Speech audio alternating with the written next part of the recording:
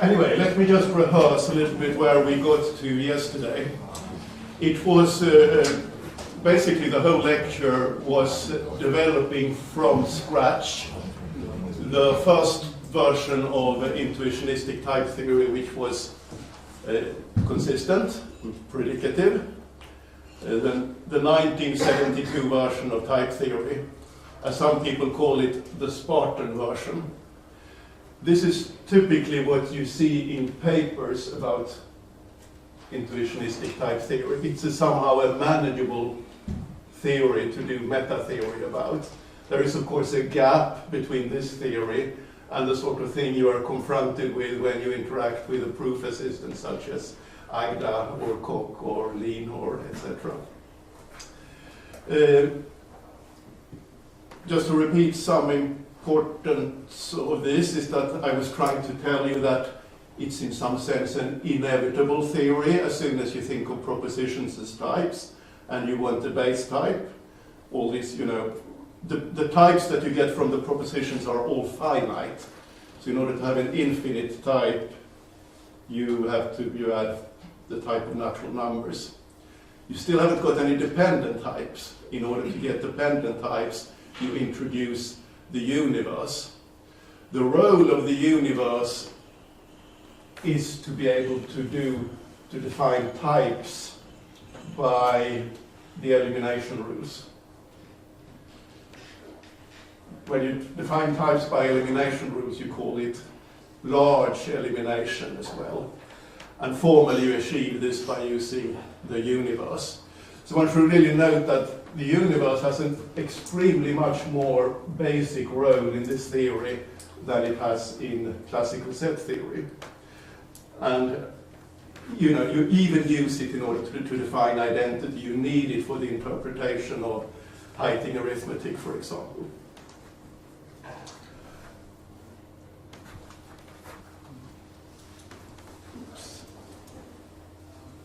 So let me now just give a brief overview of what happened during the years 1973 to 84. The 1972 paper was actually not published until 25 years later, 1997. So the three published papers written by Per Martin Löf, that was first the Logic Colloquium 1973. There he extends his theory by not only one universe, but a whole sequence of universes. And that's also the place where he introduces the general identity type. Another difference is that he has a weak combinatory version of type theory. And he had a normalization proof already in the 72 theory. But here he does it by what later has been called normalization by evaluation. I believe Helmut Schlichtenberg and Ulrich Berger invented this term. Per Martin Löf did not call it normalization by evaluation. Maybe rather he called it something like normalization by intuitionistic model construction. At the time he was very interested in using intuitionistic abstractions also on the meta level. So when you do this intuitionistic meta theory, and in this intuitionistic meta theory you do a normalization proof, you prove the existence of a normal form. That is of course an algorithm returning the normal form. And in this paper here he makes that normal form explicit, so it really looks like an algorithm.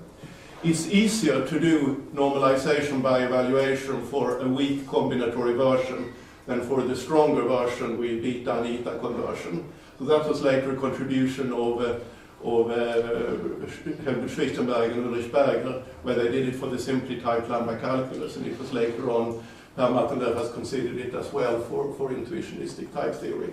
But this may be the reason why he weakened the theory. He was not happy with that theory either, so he abandoned it and he looked at several different theories, some of them inconsistent. And in 1979 he had reached what he thought was a better type theory, and there it's presented in this famous paper, Constructive Mathematics and Computer Programming. There he changes several things. He adds a W type mentioned by Peter Axel used for interpreting the constructive, the iterative sets in constructive set theory that Peter was talking about, together with universes. He also adds the rule of identity reflection and of uniqueness of identity proofs, and comes up with what people call extensional type theory. Per does not like this name. He simply considers it a mistake because he abandons this theory again. But it's a theory which did not only exist in these papers by Per Martin Löb, but in various places other people have considered the same kind of axioms. Another change is that rather than the untyped conversion that he had in the earlier theories, the equality judgments were now typed. And most importantly, this theory was motivated by some meaning explanations, which I'm going to discuss more in detail later in the talk. Basically, the book Intuitionistic Type Theory, published by Bibliopolis, is about the same theory as the constructive mathematics and computer programming. There he just elaborates more. They are actually lecture notes by Giovanni Sambin, and which were later edited by Per Martin Löb. There is more detailed account of the meaning explanations, and also going through a lot of the rules and tries to justify them according to the meaning explanations. He also introduced a new version of the universe called the universe alla Taschi, where you maintain a difference between a universe element and the type it denotes, and not like in universe alla Russell, where they are syntactically the same. So let me just show this typical picture in a presentation of type theory, that we have 4 forms of judgments. That something is a well-formed type, that something, some term, little a, has a type, big A, that 2 types are equal, and that 2 terms are equal relative to a type. It may be worthwhile pointing out that the main judgment is the second one. Little a is in big A. That's actually the only thing you see when you interact with a proof assistant. Why is that? Well, proof assistants are based on intentional versions of type theory, where the judgments are decidable. In particular, the equality judgments are decidable. You decide simply by producing the normal form and checking that they are identical. The first judgment that something is a well-formed type, it disappears if you have a whole sequence of universes. So everything is in some universe, and hence a member and even the universe itself then is a member of a higher universe. Another thing to point out, perhaps, is that to the philosophy, and, well, not only to the philosophy, but to the formulation of type theory, the distinction between proposition and judgment is important. The big A's here, they are types. Types are identified with propositions. It's, of course, undecidable whether a type is inhabited or not, but the judgments are decidable. So the reason why this is worth pointing out is because this was something that people before Martin Löb had struggled with. It's quite easy to get the idea that maybe little a colon big A should also be a proposition. So maybe there should be a proof in it. And I think this is what Howard has referred to as the Zeno's paradox of logic, that you get some kind of infinite descent there. But in type theory, we really should somehow make this distinction so you don't get this kind of repetition of proofs or proofs of proofs.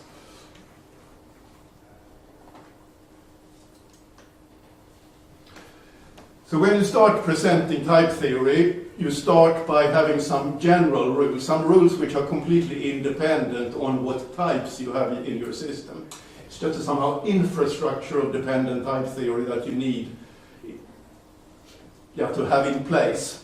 So they are rules of assumption, rules of substitution, rules of correct context formations, and rules explaining that the equivalence relations, that the notion of equality are equivalence relations.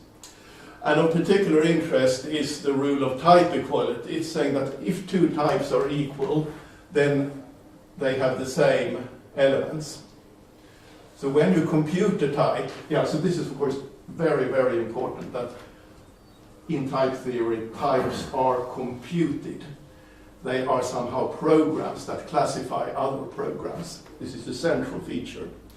And this means that the typehood is invariant under such a type computation. I hope next, during the last lecture, to say something about categorical models of type theory. And you should point out then that what's typically are captured by categorical models of type theory are only these somehow very first rules of type theory.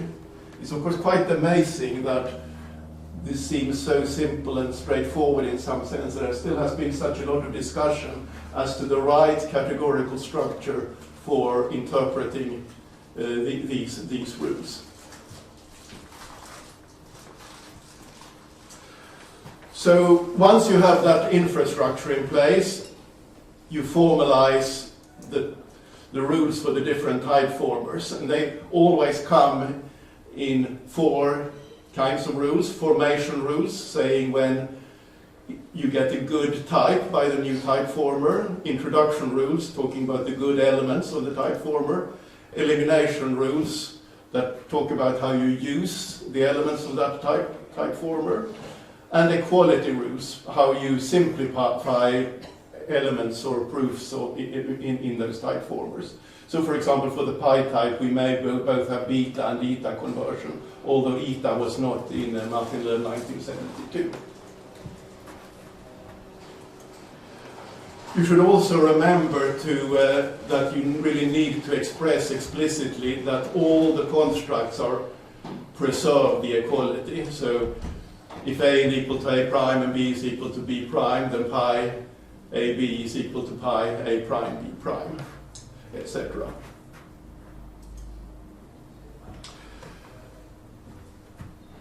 I'm now coming to the topic of meaning explanation. What is the importance of meaning explanation? I will tell you what it is in a moment. Let me first motivate why it's important. And Peter Axel was already saying things to that effect in his talk. So let's just consider three of the possible frameworks. Peter was also talking about some different frameworks for formalizing predicative constructive mathematics. I think Peter also talked about categorical approach to this. I guess one could add that as yet another category, and maybe more. But three, which I'm somehow personally particularly fond of, are, apart from intuitionistic type theory, also the constructive set theory, the CZF, coming from the work of Myhill and Peter Axel. Yet another one, which I think is very important and which is perhaps the most forgotten of the three, but nevertheless very important, I think, is something which has been called the logical theory of construction. Basically, this is another invention due to Peter Axel from, I think, first presented, well, they exist in various versions, I should say. So Peter had a version presented in a conference in Finland in 1974. It was the object of that paper was to determine the proof theoretic strength of the Martin Löw type theory at the time. And in order to do that, he interpreted the type theory in a type-free theory of combinators. You can do the same thing with the lambda calculus, obviously. So you have a theory which combines intuitionistic predicate logic, untyped lambda calculus with conversion, and sufficiently many inductive definitions to interpret the types of type theory. This is a very interesting theory because so it can be used as a target theory for doing an irrealizability or Perl model or Frege structure interpretation of type theory. Frege structure was Peter's notion of model of some kind of naive set theory or naive-like set theory, which was good also for modeling type theory. This is a very interesting theory in its own right, I think. So it differs from Martin-Löf type theory because it's based on untyped lambda calculus or some functional language where you have access to all the Turing computable functions, the general recursive function. So in particular, it could be a good theory for verifying functional programs. Peter always reminds me that this is very related to Pfefferman's theories of explicit mathematics that he also mentioned before. Meaning explanations. Meaning explanations were not there in the 1972 and the 1973-75. So 73-75 is because 73 was the conference, 75 was the publication. There somehow the justification was a proof of normalization and Church-Rosser. So you had some uniqueness of normal form and you had some consistency because of that. In the 1979-82 paper on constructive mathematics and computer programming, there is no proof of normalization. Well, the theory was not normalizing, so no surprise. But there are instead meaning explanations. And if you look in the paper how they are introduced, it says this: in explaining what a judgment of one of the above four forms means, I shall limit myself to assumption-free judgments or categorical judgments. Once it has been explained what meanings they carry, the explanations can readily be extended so as to cover hypothetical judgments as well. That's somehow all he says. And then comes the meaning explanations. So it's somehow this little word means that carries a lot of meaning. There is no somehow bells and whistles in philosophical discussion. It's just this. And then comes, before I should tell you what then comes, I will say, I think it's quite useful to mention some other terms which it has been called by Per. Direct semantics, intuitive semantics, standard semantics, or the syntactico-semantical approach to meaning theory. Yes, I forgot to say that, but was the whole point actually of mentioning these different approaches to constructive mathematics, that intuitionistic type theory stands out among them by having the most convincing meaning explanations, the justifications of the constructivity of the theory. So this was already clear from what Peter said in his talk, that the constructivity of constructive set theory comes from its interpretation in intuitionistic type theory. It's a little bit less clear when you take the other theory I was mentioning, the one based on predicate logic and the untyped lambda calculus, because there could be a debate about which was more basic than the other. And there was actually a period when Per Martin-Löf felt that, well, maybe the predicate logic-based theory with general recursion was more basic than the type theory.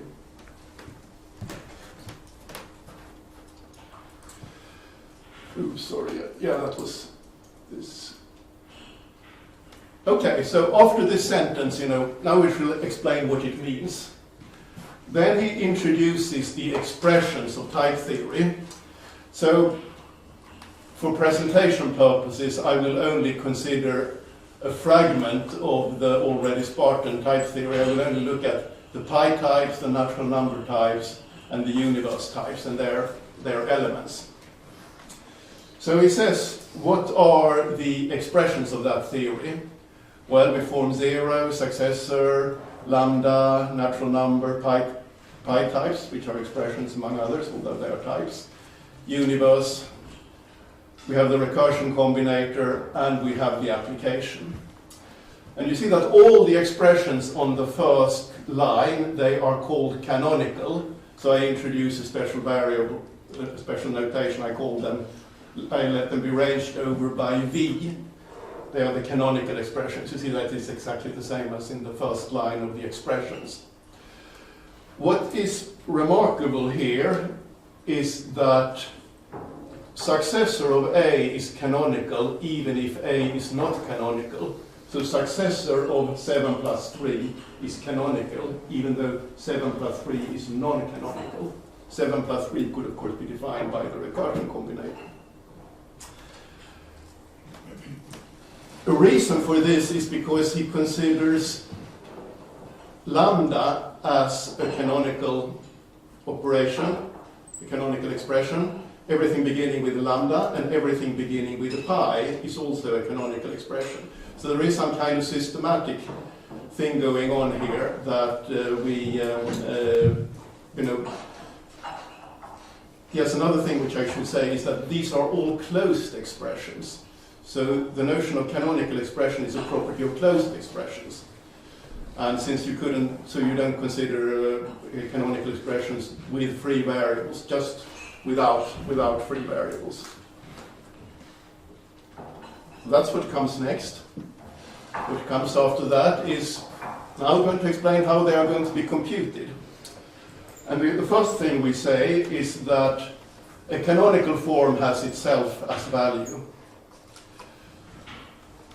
He introduces what has later become to call big step semantics. It's a relation between an expression and its canonical form. Previously in the history of lambda calculus and computer science, it was mainly a one-step reduction relation. Here we take the whole step until the very end.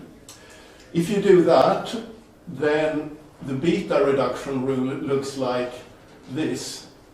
F of A has canonical form V, if F has canonical form lambda xb, and B, when you substitute A for X, has canonical form V. Similarly, this is the way you write the big step semantics for the recursion combinator, but there are no surprises here.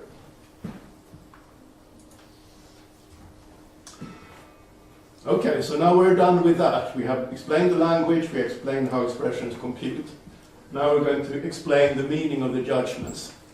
The meaning of the categorical judgment that A is a type, that one, is that A has a canonical type as value. So in our fragment, this means that either of the following must hold. A is the natural number symbol or the universe symbol, or something beginning with a pi symbol. And here there is a criterion that it begins with a pi symbol, but then the domain of definition symbol B should also be a good type, and the family of types C indexed by the index type B in the range here, the varying range type, it should also be a type. And note here that this is a hypothetical judgment.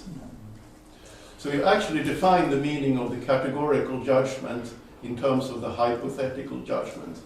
This is important to notice.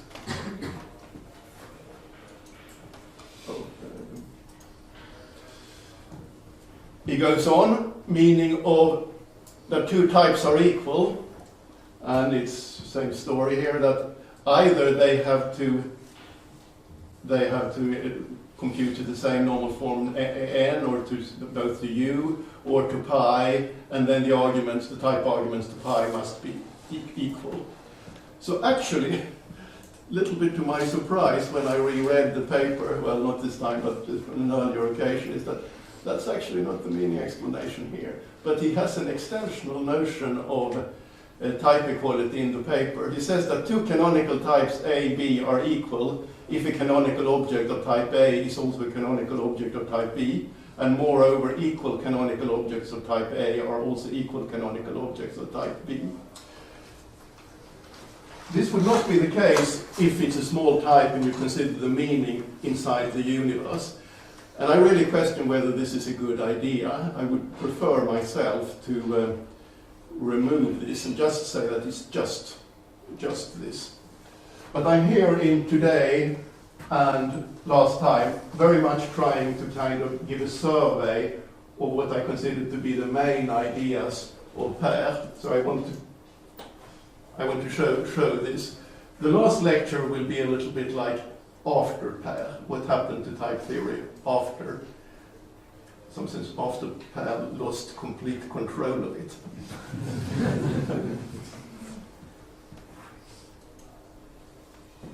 Yeah, the meaning of little a colon big A is of course all terribly unsurprising, but it's nevertheless kind of important. It's very important. Yeah, the meaning of the categorical judgment little a in big A is that little a has a canonical expression of the canonical type denoted by big A as value. So if the big A has canonical type n, well then little a better have be 0 or successor of something b, where the b itself should be a type natural number. Something should be in U, yes, and now the elements should be a small type, so either it should evaluate to n or to pi, and the arguments b and c of the pi, they should themselves be good small types and the dependent good small type.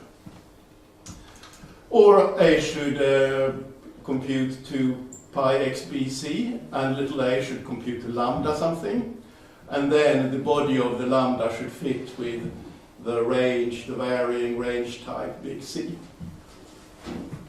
Some are all absolutely straightforward in a sense, right? But it defines something. Assume now also that we add the empty type.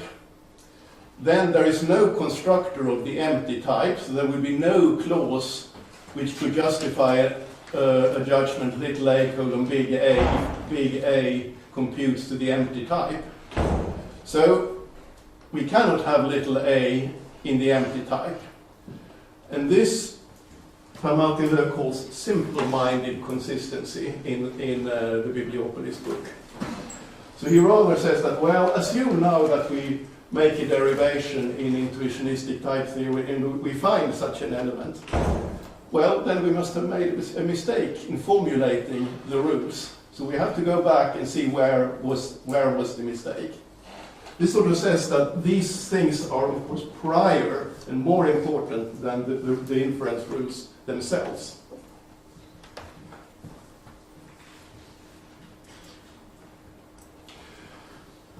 I said that the categorical judgments, the meaning of the categorical judgments were defined in terms of the hypothetical judgment.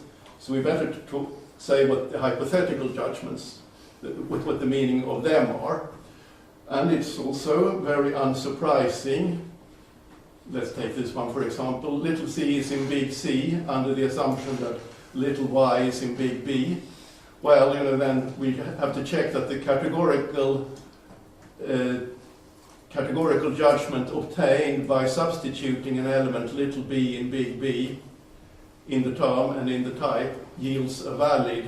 Yeah, there should be a turnstile over here. That's the idea.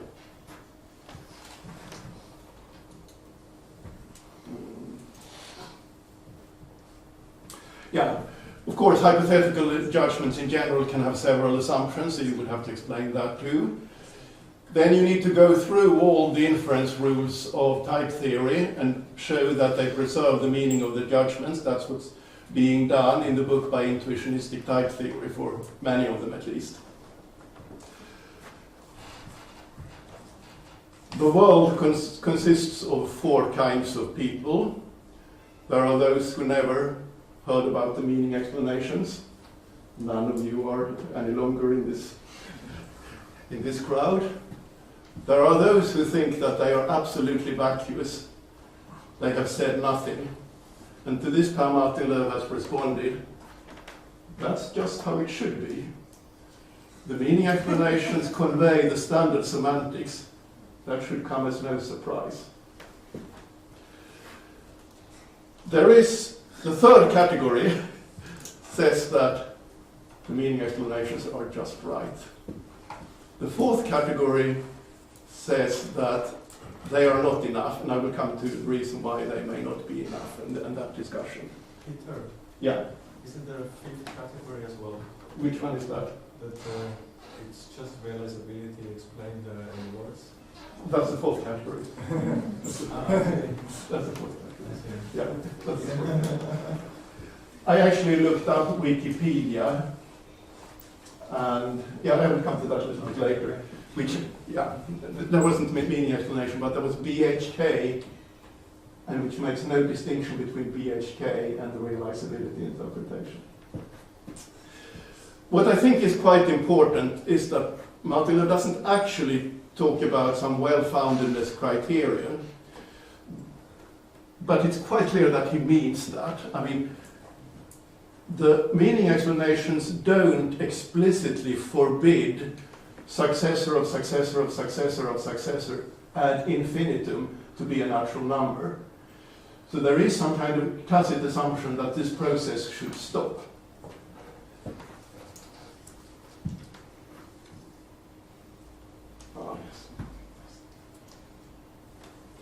In order to see how we should look at the meaning explanations, we should look up the very first paragraph of the Bibliopolis book, and there Martin Löf says, mathematical logic and the relation between logic and mathematics have been interpreted in at least three different ways.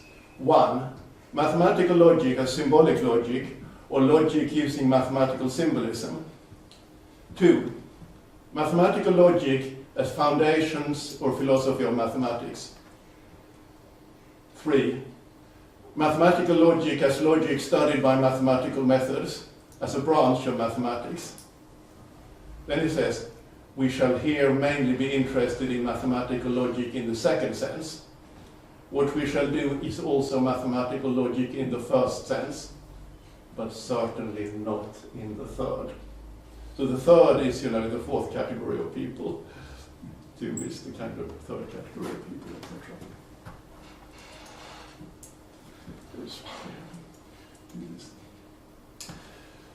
So let me introduce the term how to understand meaning explanations. What is the meaning of the meaning explanations?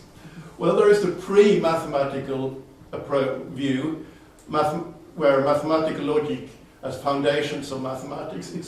The idea is that you should not take a given mathematical framework for granted, but you should somehow analyze the concepts from first principles. The other approach is metamathematics, mathematical logic as logic studied by mathematical methods as a branch of mathematics, in which the realizability interpretation of the thing would fall. Let's compare it to the BHK explanation that also Matt Hendlas was referring to before. The justification of intuitionistic logic attributed to mainly Heiting and Kolmogorov, as someone said. The B for Brouwer is mainly honorific because he didn't actually do exactly that kind of analysis. I think this should also be classified as pre-mathematics, and I found the following statement in an article from the Stanford Encyclopedia of Philosophy about the development of intuitionistic logic, written by Mark van Atten.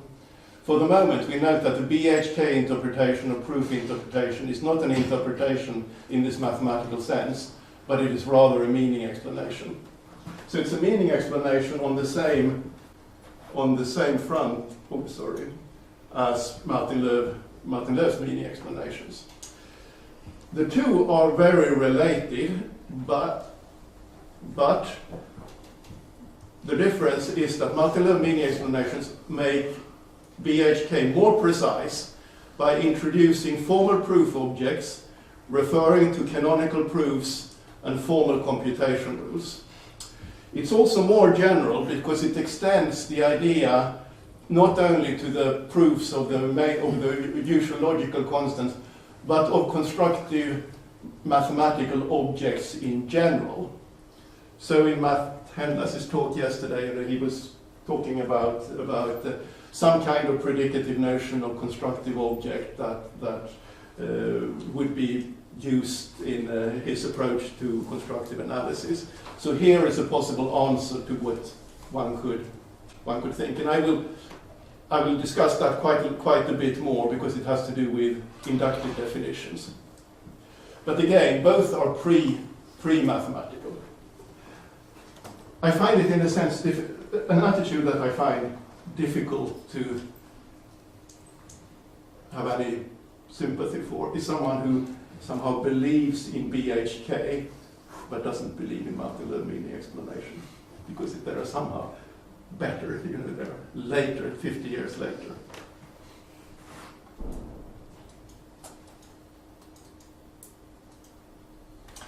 Okay, so the other approach is the meta-mathematical view.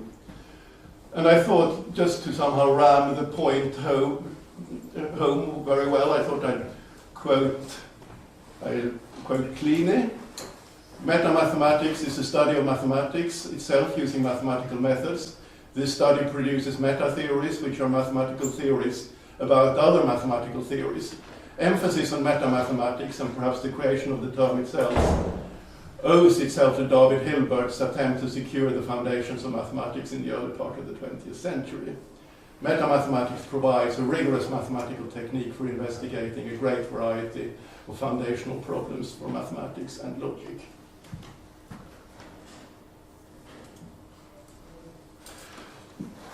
Let's try to do meta-mathematics of the meaning explanations.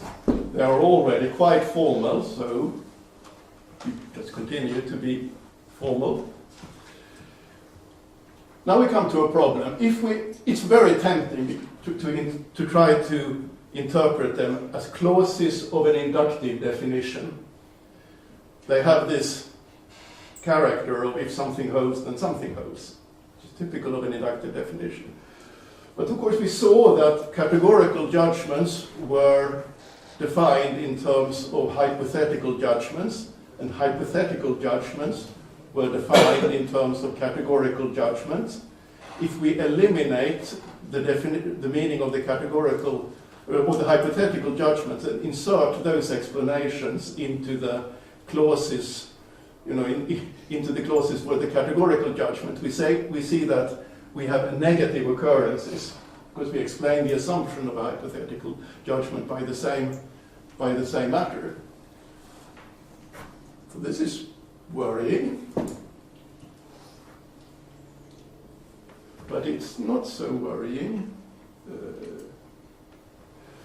because there is a way to understand it as a so-called inductive-recursive definition. So this is something I will speak about more, that the notion of inductive definition that we are familiar with from set theory, it kind of is very important for type theory, but there is a generalization which we call inductive-recursive definition.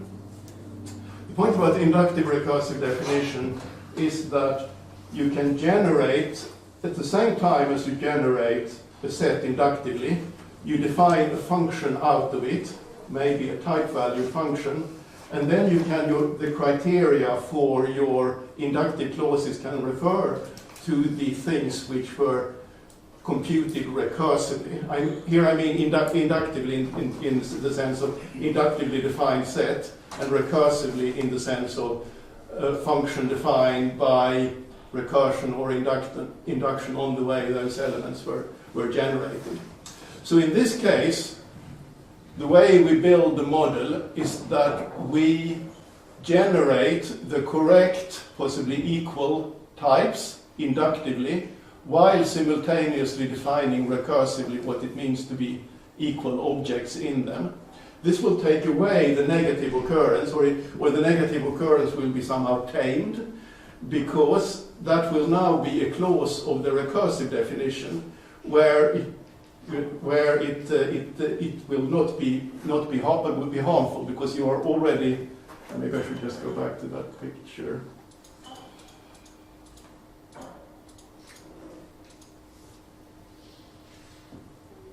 Yeah, for example here.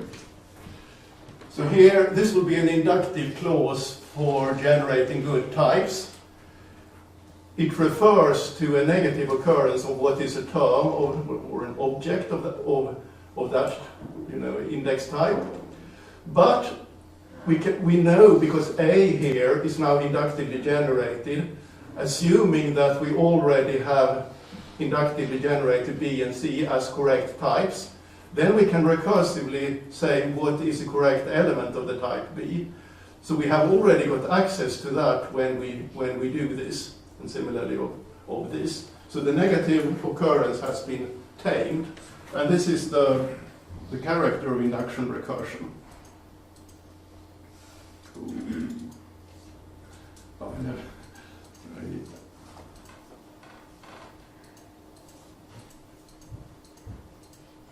Yep.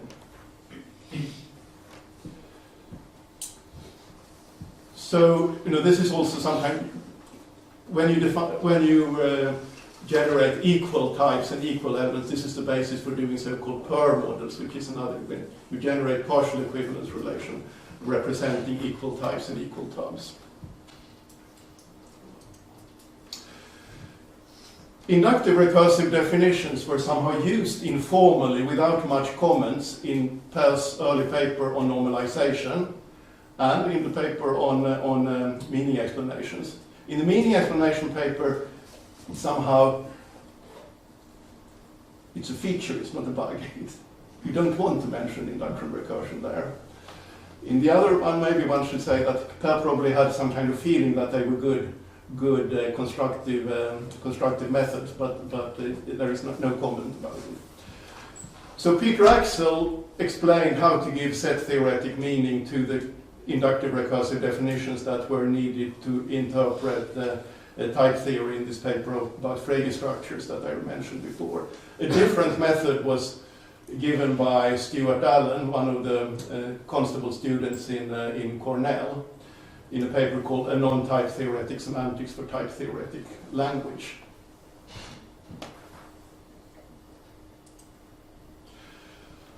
So you could justify meaning explanations by such inductive recursive definitions and ground them in set theory. Another possible way is to ground them in something like this logical theory of constructions. This may be more attractive if you are concerned with having some kind of more appropriate, weaker meta theory for discussing the meanings. Yeah, and as I said before, Martin Löw had a version of such a logical theory of construction that he called the basic logical theory with meaning explanations in the Siena lectures. And I think I mentioned that already yesterday, that this is sort of like the meaning explanation for type theory, but done informally in a theory where you don't have formal proof object for predicate logic. So here are some references for work on meaning explanations. I'm not going to go through this. I'm just going to say that many of the talks that Martin Löw gave after, in recent years, have been on philosophical implications of type theory and putting them in a general knowledge theoretic context.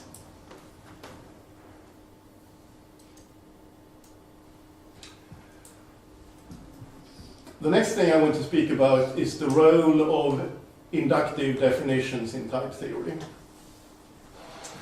So we've already seen what the mathematical objects in the 1972 theory look like.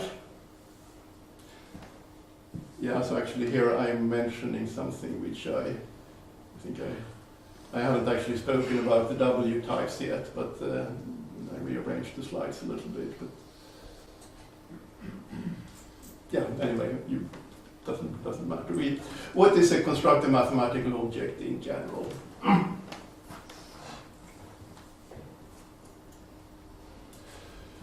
So a clue to that is to identify a pattern in the meaning explanations.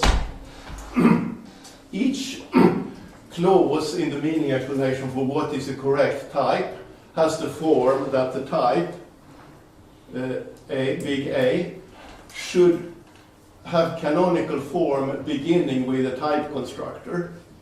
Then it can have a number of arguments. And then there are some conditions on these arguments.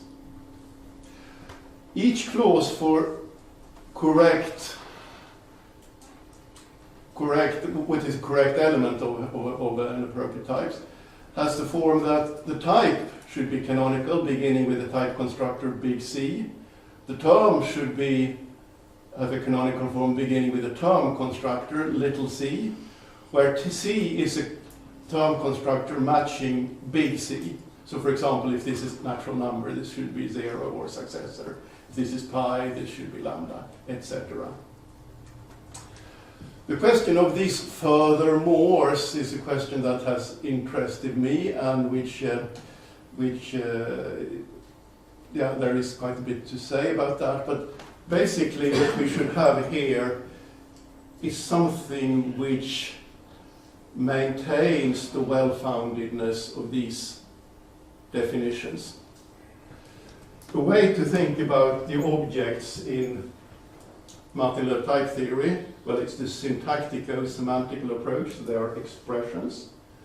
But when you think about them semantically, it's very good to think about them as well-founded trees. So what you see then is that universes, they're actually generalized inductive definitions, so that their elements are themselves possibly infinitely branching trees in that sense. And these criteria here should make sure that those are well-founded, even if we consider very esoteric things being related to large cardinals in set theory. Yes, another thing I wanted to say is that something that people often say about Martin-Löf type theory is that Martin-Löf type theory, everything terminates, as though it was clear what that means. It is not so clear what that means because we have to consider functions of higher type. What does it mean that it terminates and so on for all arguments? So it's not a straightforward answer to that question. One could say that the meaning explanations explain in what sense everything should terminate. And not only terminate, but terminate with the right type.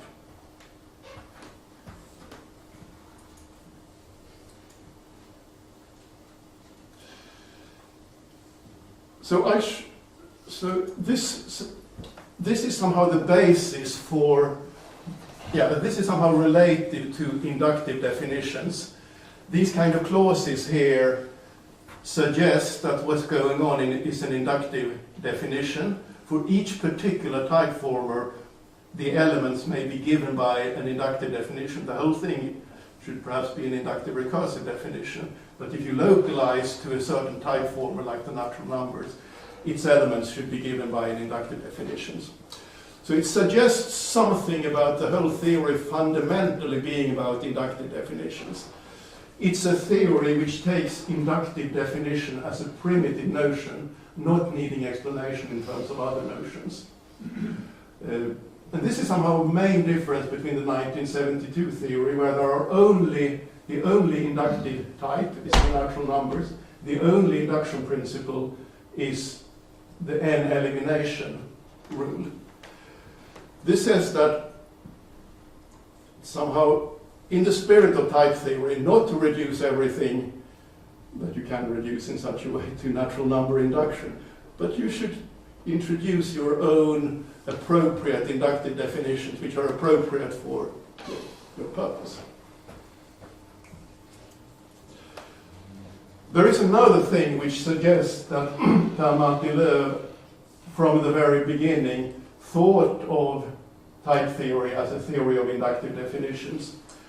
And this is because just very shortly before he had his first version of type theory, he wrote a paper called Hauptsatz for Iterated Inductive Definitions in Intuitionistic Predicate Logic. This was published in 1971. The point of that paper was to formulate a theory of iterated inductive definitions. You have, the ordinals of the second number class, but you can iterate this kind of generalized inductive several times. You can have 2 or 3, 4, 5 inductive iterated generalized inductive definitions. Apparently that theory there was previous formulation of such theory, but one had not been able to prove a normalization theorem. And Per Martin-Löf's idea here was to try to formulate those inductive definitions using natural deduction, and then he got his normalization theorem.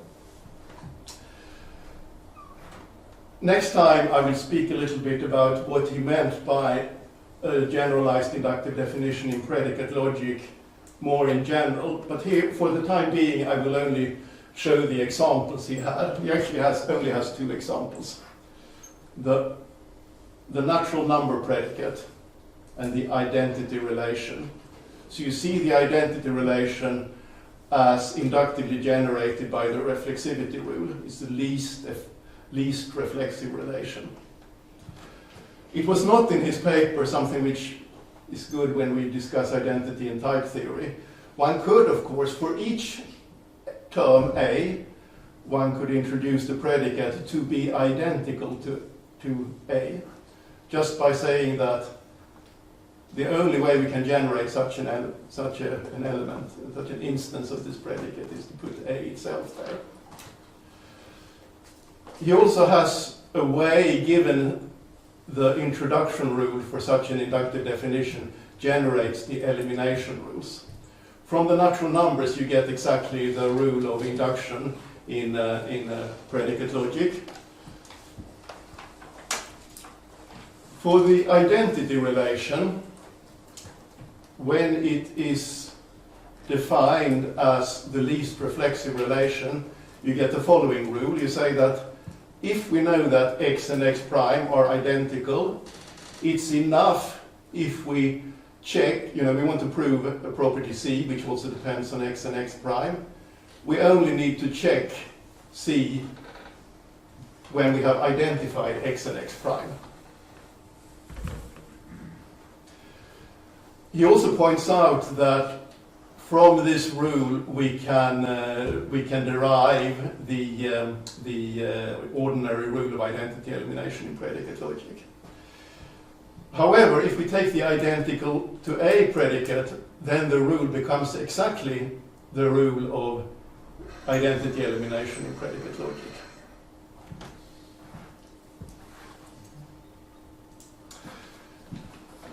I am running out of time, but my point was that I wanted to show how this gives rise to the rules for identity in type theory. It's very much the same kind of thing, the same kind of story that I tried to talk about predicate logic. We now have dependent type theory, we identify propositions as types, we put in the proof objects, and we generalize in the appropriate sense. And then, we can introduce what Per Martin-Löf did in 1973, the general identity type over an arbitrary type, big A. By this rule, we put a proof object R for reflexivity, saying that little a is in big A is in this type.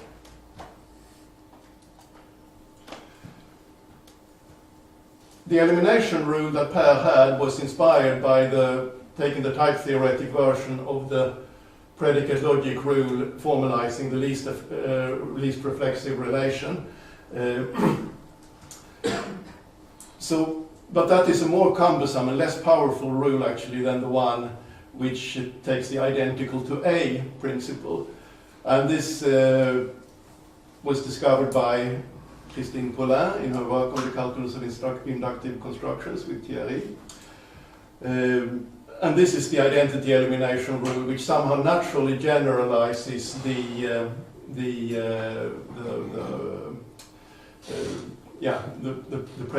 appropriate predicate logic rule. I wanted to finish this lecture by talking about the meaning of the identity type in Bibliopolis and why this leads to extensional type theory. It's simply the case that if something is to be an element of the identity type, I, so we look at the second line here, if something is to be an element of I, big B, little b, b prime, then B and B prime should be judgmentally equal. And that's the only way it can be like that. So there is an if and only if here. And then you get further rules of identity reflection, uniqueness of identity proofs. These rules destroy the decidability of judgments in intuitionistic type theory. So you have these two views of the identity types as being inductively generated and as defined in the meaning explanations, where the judgmental and the propositional identity are the same. And of course, this is one of the interminable discussions that we had before homotopic type theory arrived, and which somehow pointed to the fact that we need something more. So I will finish there. Thank you.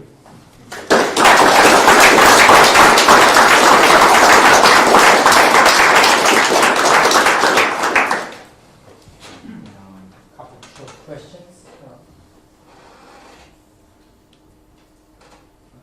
I understood that there were a proof of normalization of type, but maybe in a wrong system, in the immune system. Yes. Is that correct? Or? Yeah, that's right. That's correct. Yes. Yeah. So this is of course very interesting that it shows the problem of trying to do something in a meta theory which itself is not somehow well studied. I guess. Yeah. Okay. How do you convince students that the excluded middle is not validated?